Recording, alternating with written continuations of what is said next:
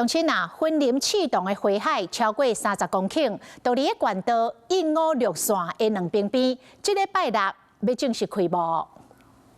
启动乡花海是全国有名10大花海之一。今年公所已经开始伫咧规划建造朴树桥、百里草、日头花等等30多公顷花海，会伫咧1月18号这天花海节正式开幕。沿路咱有5个装置艺术乡亲时段可以打卡。 可以拍照，我们就可以赠送我们的宣导品。即马启动乡的花海，还阁伫咧继续开花，预计会伫咧1月18到2月7日，花会是开了上美丽时阵。而且伫咧2月7日迄天，公所嘛伫咧树仔社区举办社会节活动。然后今年又很特殊的举办了一场小小花仙子的装置艺术大赛。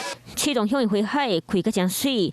公所欢迎民众会当来遮欣赏。Hello， 我是陈雅玲。想要抢先掌握最及时的新闻资讯吗？赶快订阅、按赞、开启小铃铛，锁定华视新闻 YouTube 频道。